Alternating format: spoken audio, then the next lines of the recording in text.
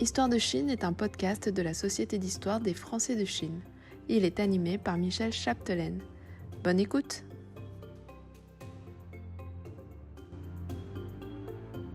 Aujourd'hui, nous allons découvrir l'histoire d'un personnage méconnu, mais dont le rôle fut essentiel dans les échanges culturels entre la Chine et la France au début du XVIIIe siècle, Arkad Huang. Pionnier dans l'étude de la langue chinoise en France, interprète et bibliothécaire du roi Louis XIV, il a largement contribué à la naissance de la sinologie française. Pour en parler, nous avons le plaisir d'accueillir Daniel Elisieff, historienne renommée et spécialiste de la Chine. Ancienne élève de l'École nationale des chartes, docteur en études extrême-orientales, elle est membre statutaire du Centre Chine-Corée-Japon à l'EHESS et diplômée de l'École pratique des hautes études et de l'INALCO. Bonjour Daniel et merci d'être avec nous aujourd'hui. Bonjour Michel, je suis très touchée que vous veniez à moi. Merci. Vos recherches alors, Daniel, ont mis en lumière le parcours unique et souvent méconnu d'Arcade Wang, ainsi que son influence sur la perception de la Chine en Europe au début du XVIIIe. Vous lui avez consacré un ouvrage, Moi, Arcade, interprète chinois du roi Soleil. Alors, pour commencer, ma première question sera, pouvez-vous nous parler de ses origines et de son éducation sous la protection des missionnaires français? Oui, donc comment a-t-on retrouvé Arcade? On a retrouvé l'existence d'Arcade qui était complètement oubliée depuis sa mort en 1716. On l'a retrouvé grâce aux travaux d'un spécialiste de Montesquieu, qui était l'inspecteur des bibliothèques et savant André Masson, qui a publié un ouvrage, une collection d'ouvrages sur Montesquieu au début des années 50.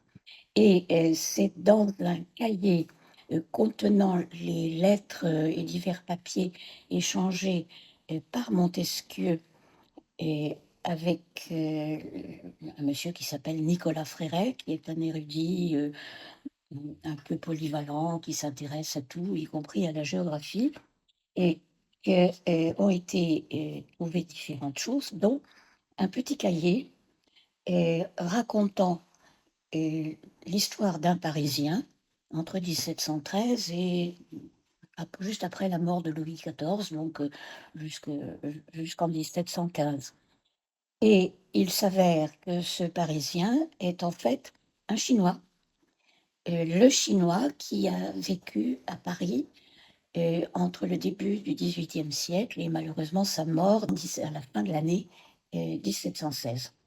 Ce n'était pas le premier asiatique qui passait par Paris. Vous savez qu'il y avait eu déjà, au XVIe siècle, alors ils ne sont pas venus à Paris, ils sont venus à Saint-Tropez. Il y avait eu, des Japonais à Saint-Tropez, il y a eu, des Chinois à Paris dans les années 1680, puisque c'était le moment où Louis XIV, développait, voyant ce que faisaient les Anglais, il développait lui aussi et les Portugais, il développait sa politique de voyage, de commerce et éventuellement de conquête à travers le monde, y compris et au-delà, du Grand Orient, enfin au-delà des Orients, au-delà de l'Afrique orientale. Pour comprendre, peut-être faut-il rappeler ce qui s'est passé au XVIe siècle, donc l'expansion européenne, dans, la- dans laquelle les Français ont été très en retard, puisqu'ils étaient pris par leurs luttes internes, et soit des luttes politiques, soit des luttes religieuses féroces, qui ont fait que pendant 100 ans pratiquement, les Français ont été, malgré le fait qu'ils aient été les premiers à mettre le pied, par exemple, sur les territoires du Canada, ils aient beaucoup voyagé antérieurement, mais les troubles internes ont fait que les Français ont été complètement distanciés dans la découverte du monde, dans cette course à la découverte du monde qui occupait à ce moment-là l'Europe. Et ils apparaissent un peu tard, et, avec des buts qui sont divers. C'est l'idée de la propagation de la foi, puisqu'on est dans le cadre d'une religion catholique qui considère que son Dieu est universel et doit être reconnu par tout le monde. Cela commence comme ça, et puis c'est arrêté par la Fronde, par les troubles du XVIIe siècle.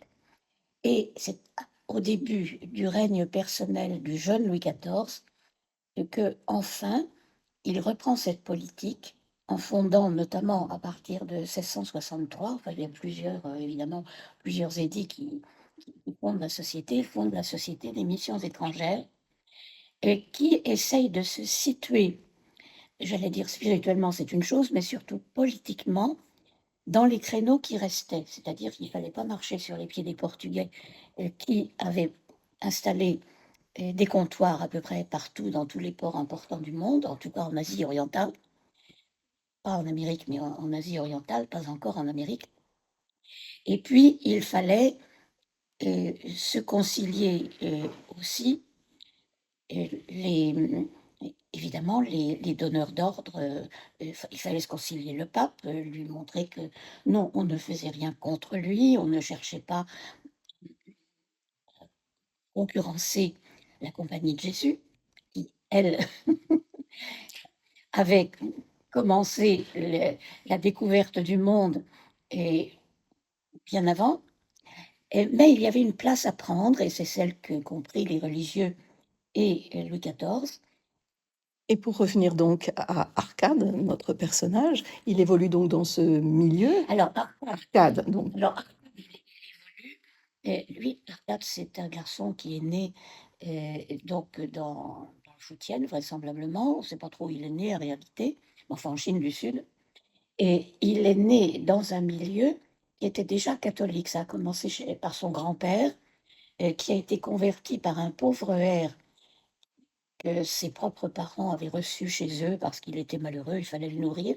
Et pour remercier les gens qui l'hébergeaient, le pauvre hère leur a dit: «Moi, j'ai la vérité et je vais vous parler du Christ», etc. Le grand-père et la grand-mère d'Arcade ont 3 filles, 3 ou 4 filles. Ils n'arrivent pas à avoir de garçons. Jusqu'au jour où la grand-mère d'Arcade dit: si cette fois-ci j'ai un garçon, puisqu'il y avait des prêtres, normalement, notamment des Espagnols autour d'eux, qui s'enfonçaient un peu justement dans les provinces pour convertir les notables locaux. Et si j'ai un garçon, je l'enverrai chez les pères catholiques.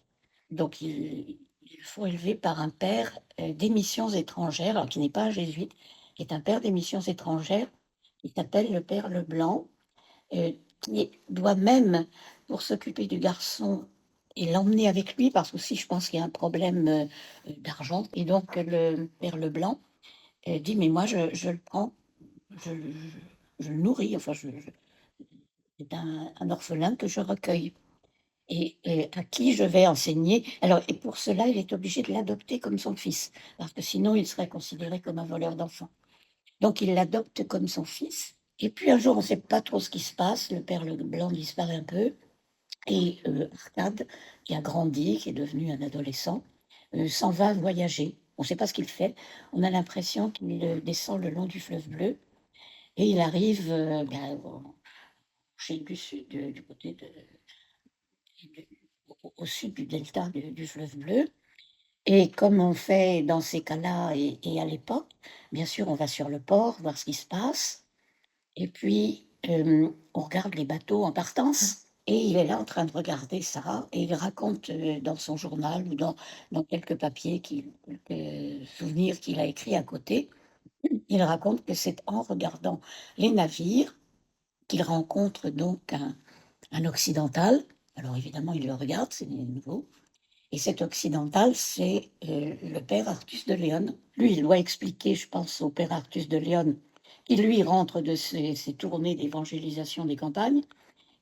Arcade lui raconte qu'il a été baptisé, qu'il ne sait pas très bien ni où il va, ni ce qu'il veut faire, mais qu'en tout cas, il ne veut pas rester là. Et il s'embarque, Arcade s'en va, et cela l'amène d'abord en Angleterre, mais il n'y reste pas. Et de toute façon, le père de Léon lui dit: «Mais je t'ai fait venir pour faire de toi un prêtre, donc nous devons aller à Rome». Et ils arrivent à Rome où le père de Léon met Arcade dans un petit séminaire où il y a d'autres étrangers, y compris un autre Chinois, qui sont là pour apprendre, approfondir la religion chrétienne et devenir des prêtres. On leur apprend tout ce que doit savoir un prêtre et comment dire la messe, etc. Là, ça se passe pas très bien parce que c'est un mauvais élève. On apprend que les maîtres donc italiens qui sont là sont furieux parce que Arcade et son autre copain chinois passent leur temps dans les églises, non pas pour révérer le Seigneur, mais pour écouter la musique et admirer la belle architecture qu'ils trouvent fantastique. Alors les prêtres sont très fâchés. Donc, à un moment donné, le père Artus de Lyon repasse par Rome. On lui dit: «Il fiche rien», enfin, en gros, c'est ça. Donc le père Artus de Lyon dit: «Bah, je le prends avec moi à Paris et je vais le visser».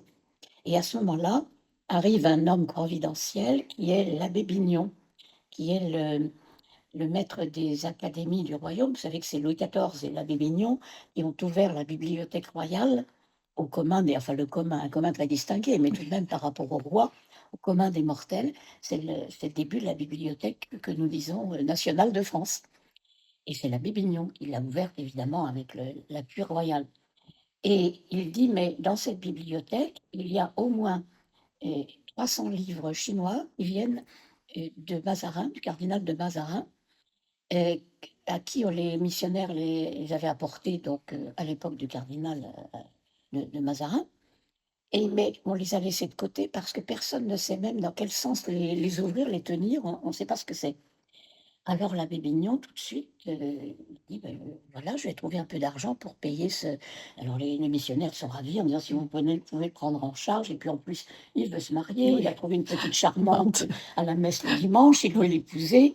Bon, eh bien, on va les marier, moi je leur donne l'argent pour qu'ils puissent vivre et payer un petit appartement, enfin bon, la vie d'un jeune couple, et en échange, il va, établir le catalogue des livres chinois de la bibliothèque du roi. Et Arcade commence à établir un catalogue. En même temps, il écrit le début d'un dictionnaire, parce qu'on s'intéresse beaucoup à l'époque à ce qu'on appelle l'économie des langues, et là, c'est fascinant puisque c'est un type de langue que l'on ne connaît pas. On connaît les langues de Méditerranée, l'arabe, évidemment le latin, le grec, tout ce que vous voudrez, mais le chinois, fait référence à des principes de grammaire, qui sont complètement différents, et donc ça passionne l'abbé Bignon.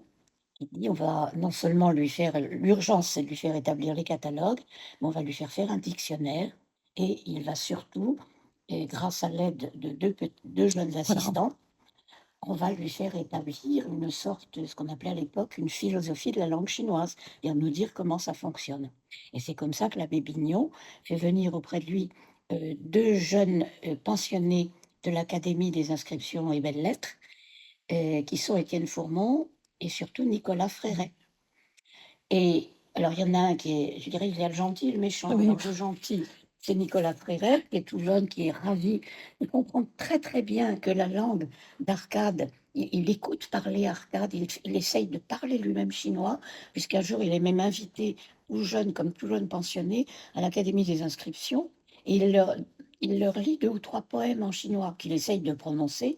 Évidemment, je suppose qu'un Chinois ne comprendrait pas, mais les académiciens ont entendu parler chinois. Et puis, Nicolas Fréret est très intelligent, donc il comprend que c'est une langue complètement différente, qu'il ne faut pas le juger, même comme faisaient les missionnaires. Pour apprendre aux jeunes, les missionnaires faisaient référence à la structure du latin, en disant: «En chinois, on dit comme ça», mais toujours raccroché à sujet verbe complément, à l'européenne, ouais. européenne occidentale. Et Nicolas Fréret comprend tout de suite que c'est pas ça du tout, et qu'il y a des entités, et que l'écriture est très différente, que l'écriture parle n'est pas seulement comme l'écriture, romaine, une écriture qui traduit le son, mais c'est une écriture visuelle qui donne qui traduit du son aussi, mais qui avant tout donne du son. Et c'est à ce moment-là qu'il commence à écrire des choses sur ce thème, et que Leibniz, ça se répand dans l'Europe, et Leibniz est ravi en disant: «Mais c'est merveilleux, voilà une langue que l'on peut comprendre. On peut se comprendre d'un bout à l'autre de l'Europe si nous nous mettions à étudier le chinois, rien qu'en écrivant. On écrit l'arbre dans la main, même si on ne sait pas prononcer l'arbre en allemand, en français, en chinois.» Et alors, c'est le grand enthousiasme et c'est aussi le début, pour faire court, le début donc des travaux, de Nicolas Fréret qui malheureusement après se mêle des histoires de succession de Louis XIV et après la mort de Louis XIV, ça le conduit à la Bastille. Et quand il sort de la Bastille au bout de quelques mois, il a oublié le chinois, ça y est, c'est la Régente, on est dans un tout autre monde et il fait autre chose. Et mais il y a un deuxième personnage qui est très important, même s'il est moins sympathique, c'est, Étienne Fourmont, qui était le deuxième pensionnaire, qui lui, reprend très sérieusement et auquel, nous devons beaucoup à Étienne Fourmont. C'est lui qui décide de faire graver le premier ensemble de caractères chinois en bois, les fameux buis du Régent, les buis parce que c'est fait en les caractères sont des cubes de buis, enfin gravés sur des cubes de buis. Et du Régent, bah, parce que c'est le Régent qui a dit: «C'est génial, gravez-moi ça», mais ça prend 30 ans. Et il est vraisemblable, d'après des travaux récents, un petit peu imaginatifs, on ne sait jamais quand on est dans le prouvé ou dans le pensé, et il se pourrait que Arcade ait été parmi les premiers qui aient aidé à diriger, les tailleurs de caractères de l'imprimerie, royale. Et parce que tout de même, alors on a beau après, on a beaucoup critiqué à la fin du XVIIIe siècle en disant: «Les caractères sont pleins de fautes».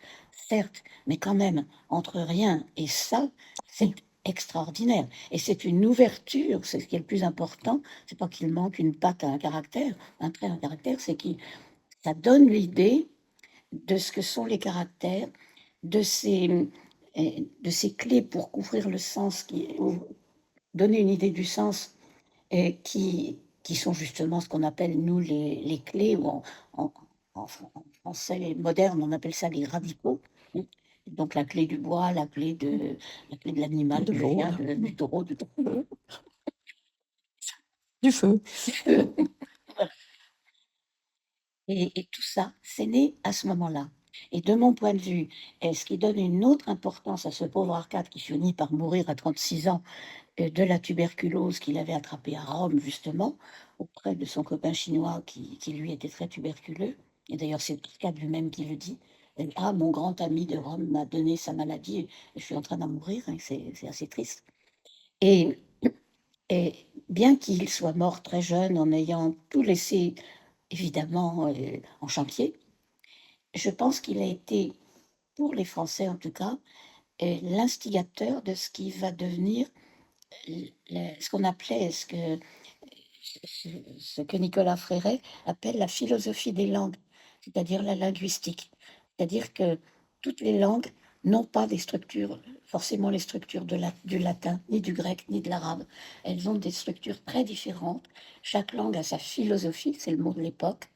Et donc, il faut essayer de trouver quelles sont toutes ces philosophies, essayer de voir si on peut les articuler entre elles ou pas.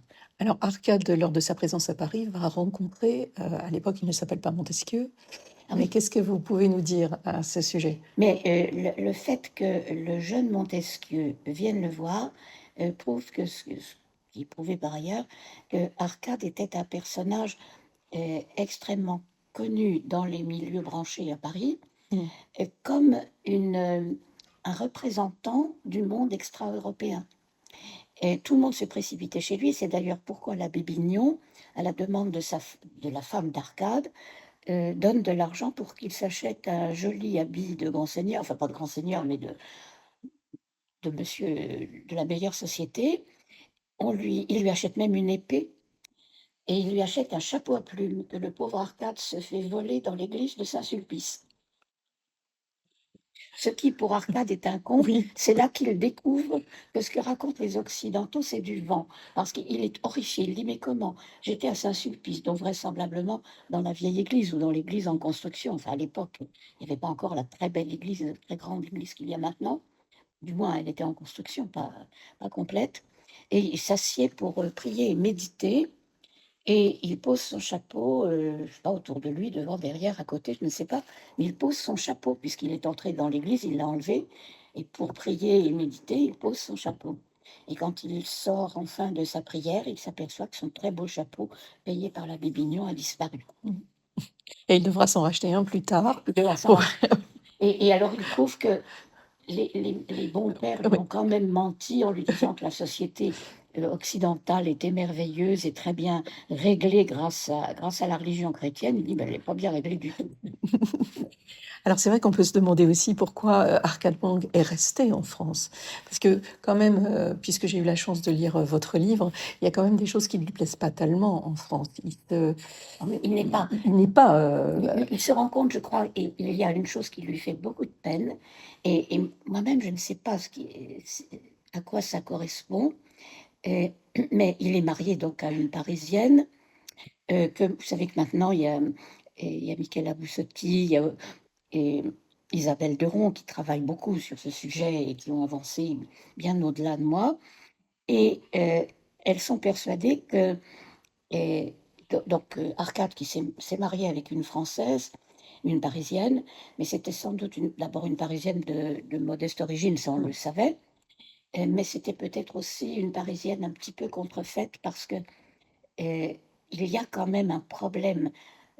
Moi, on m'avait appris qu'à l'époque de Louis XIV, personne ne faisait attention à la race, à la tête, à la couleur des gens.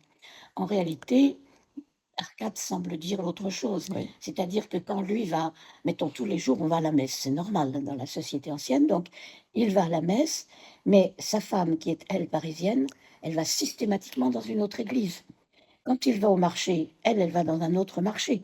Elle, euh, Elle est tout le temps ailleurs que lui. Lui, il est là pour lui apporter de l'argent. Elle se fait faire de très jolies robes parce que l'abbé Mignon paye aussi, en disant il ne faut pas que sa femme ait l'air d'une poissarde, donc elle a des jolies robes. Et, et, euh, mais elle n'est jamais avec lui. Et puis elle accouche quand même d'une petite fille, et elle meurt d'ailleurs en couche, qui est très triste. Et puis quelques années après la mort d'Arcade, la petite fille meurt aussi. Je pense qu'elle a dû attraper aussi Tuberculose, la peut-être. tuberculose avec son père.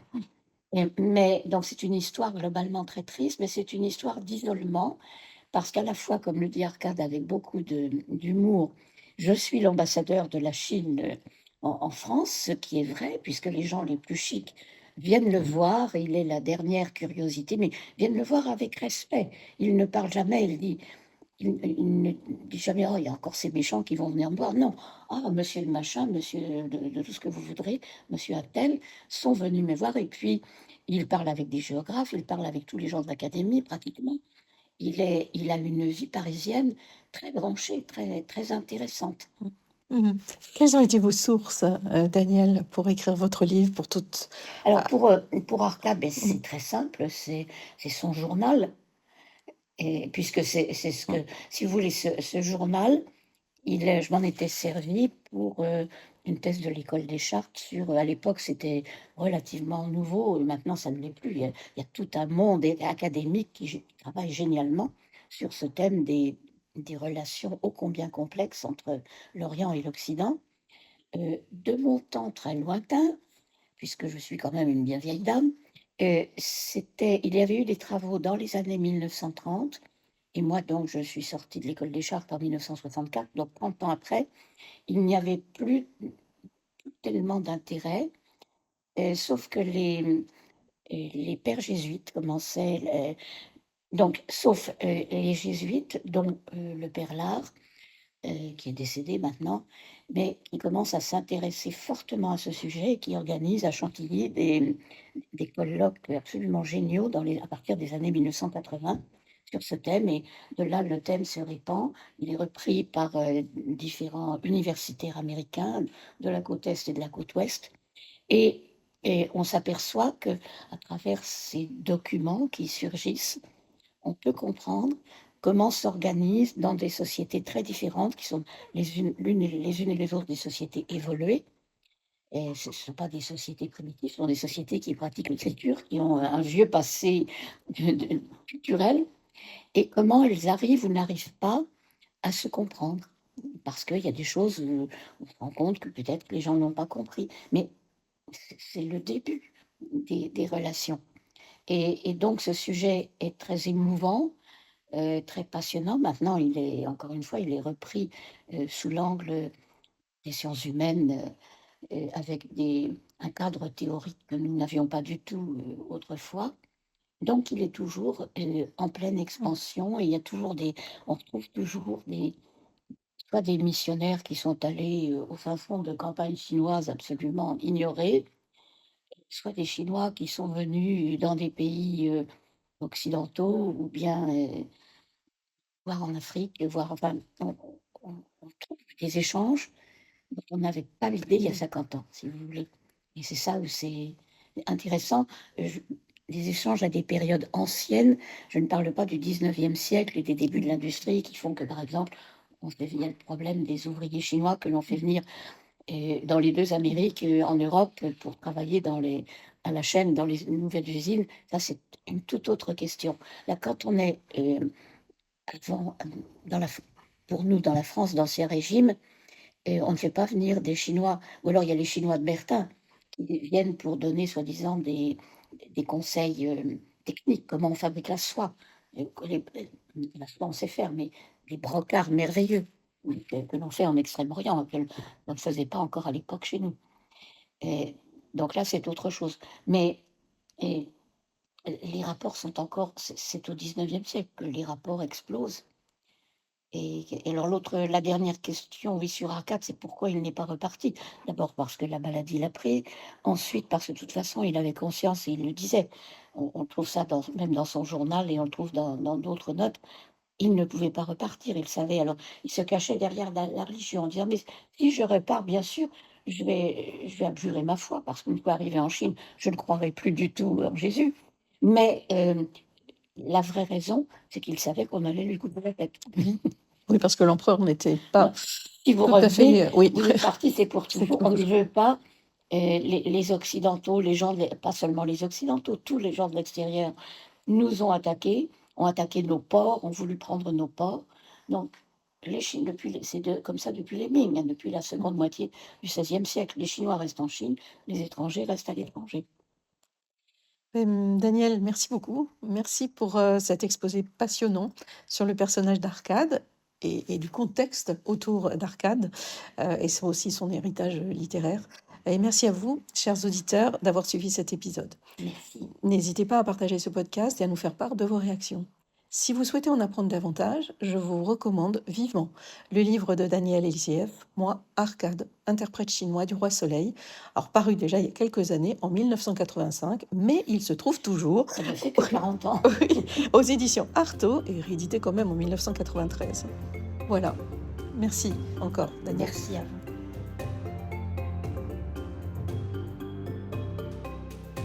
Vous venez d'écouter un nouvel épisode du podcast Histoire de Chine. Si vous voulez découvrir de nouveaux entretiens, n'hésitez pas à aller sur le site www.histoiredechine.fr. Vous pouvez vous abonner sur votre plateforme d'écoute pour pouvoir recevoir les notifications, ainsi que liker les épisodes qui vous plaisent. C'est ce qui fera grandir notre podcast. Merci infiniment pour votre soutien.